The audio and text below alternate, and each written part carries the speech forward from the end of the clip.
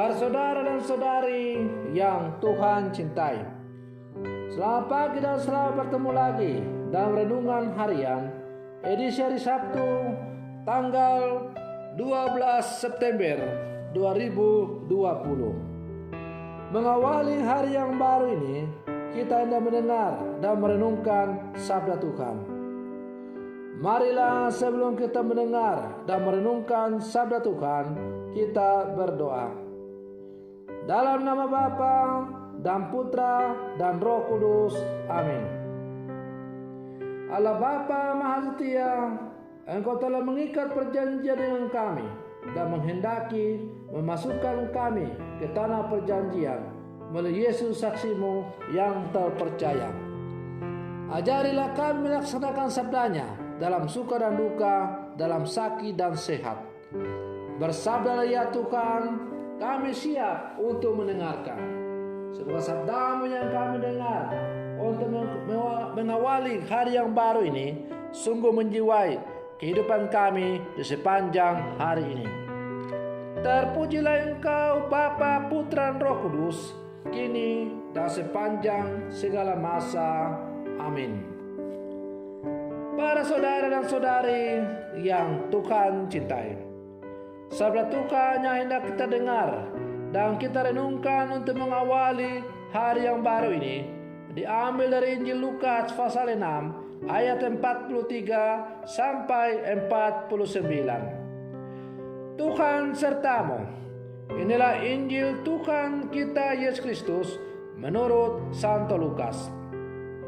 Yesus menyampaikan wejangan ini kepada murid-muridnya. Tidak ada pohon baik yang menghasilkan buah yang tidak baik, dan tidak ada pohon tidak baik yang menghasilkan buah baik. Sebab setiap pohon dikenal dari buahnya. Karena dari semak duri orang tidak memetik buah ara, dan dari duri-duri orang tidak memetik buah anggur.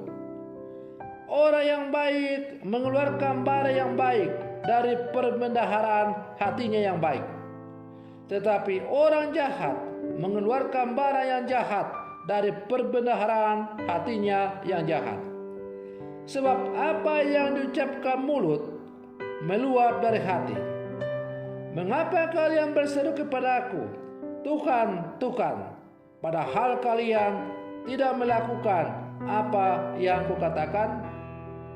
Setiap orang yang datang kepadaku dan mendengarkan sabdaku serta melakukannya, aku menyatakan dengan siapa ia dapat disamakan. Dia itu sama dengan orang yang mendirikan rumah, yang menggali dalam-dalam dan meletakkan dasarnya di atas batu. Ketika datang air bah dan banjir melanda rumah itu tidak dapat digoyahkan karena dibangun dengan kokoh. Sebaliknya, barang siapa mendengar sabdaku dan tidak melakukannya, ia sama dengan orang yang mendirikan rumah di atas tanah tanpa dasar. Ketika dilanda banjir, rumah itu segera roboh dan hebatlah kerusakannya. Demikianlah Injil Tuhan. Para saudara dan saudari yang Tuhan cintai, iman dapat dibedakan menjadi dua, yaitu pertama, ungkapan iman, dan kedua, perwujudan iman. Yang dimaksud dengan ungkapan iman adalah segala bentuk ritual agama, ekspresi rohani, doa, syiara, persekutuan doa, meditasi, perayaan Ekaristi, dan lain sebagainya. Semua itu sangat baik dan diperlukan sebagai ungkapan bahwa kita percaya pada Tuhan. Akan tetapi, ungkapan iman harus dilengkapi dengan perwujudan iman. Iman harus diwujudkan dalam sesuatu yang nyata, seperti perbuatan yang jujur tanpa korupsi, tergerak hatinya oleh belas kasihan untuk menolong sesama, mencintai keluarganya dengan setia, dan bermacam-macam bentuk perbuatan nyata yang lain. Tidak mengeluarkan kata-kata kotor atau membenci, iri hati, dan sebagainya. Para saudara dan saudari yang Tuhan cintai, meskipun iman bisa kita bedakan menjadi dua, yaitu ungkapan iman dan perwujudan iman, tetapi keduanya ini harus saling melengkapi satu sama lain dan tidak bisa dipisahkan. Ibarat dua sisi mata uang yang berbeda tetapi saling melengkapi. Bila mana sisi yang satu tidak ada, maka itu juga mata uang itu tidak akan laku. Pernyataan kasih atau perbuatan kasih secara nyata dalam perbuatan baik hendaklah itu meluap dari kedalaman iman sebagai ungkapan iman kita kepada Allah.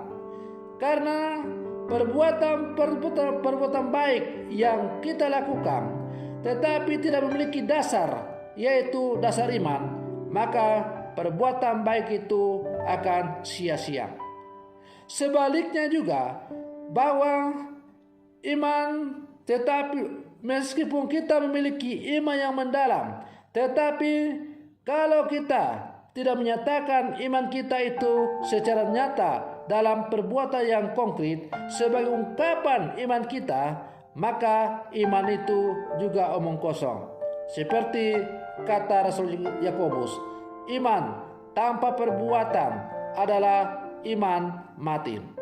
Atau Yesus mengatakan, bukan setiap orang yang berseru-seru, Tuhan, Tuhan, itu yang masuk ke dalam kerajaan surga. Tetapi mereka yang masuk ke dalam surga adalah mereka yang melakukan perintah-perintah Bapakku. Para saudara dan saudari yang Tuhan cintai, dalam bacaan Injil yang baru saja kita dengar tadi, Yesus mengajarkan kepada kita dengan jelas bahwa pohon yang baik pasti akan menghasilkan buah yang baik. Pohon yang jahat akan menghasilkan buah yang jahat. Maka kalau kita betul adalah murid-murid Yesus yang sejati, maka seharusnya kita akan menghasilkan buah yang baik.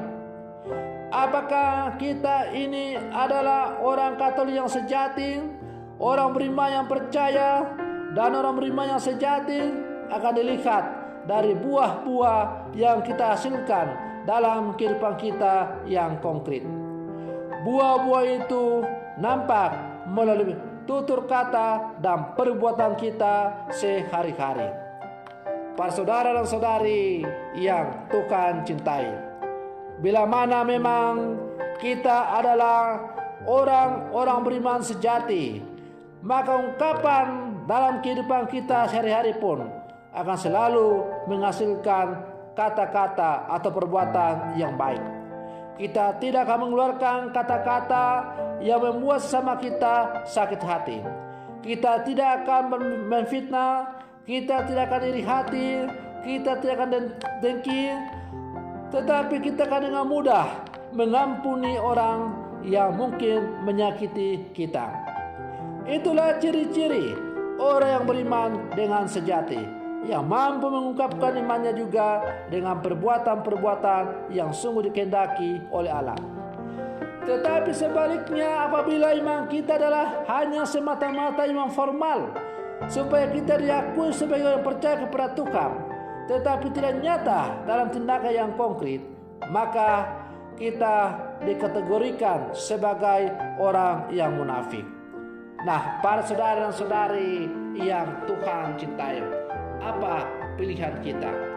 Kita berikan kebebasan oleh Tuhan untuk menentukan pilihan kita dalam pilihan yang bebas dalam kehidupan kita sehari-hari.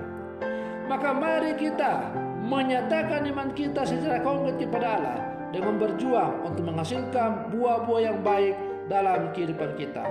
Mudah-mudahan karena kita selalu menghasilkan buah yang baik di dalam kehidupan kita sebagai murid-murid Yesus yang hidup di zaman sekarang, maka kita layak disebut sebagai murid yang berbahagia, dan karena itu layak untuk menikmati hidup berbahagia bersama dengan Tuhan. Semoga perlindungan saya untuk mengawali hari yang baru ini semakin mampukan kita untuk menjadi murid-murid yang sejati di zaman sekarang. Semoga demikian. Selamat pagi. Tuhan Yesus memberkati.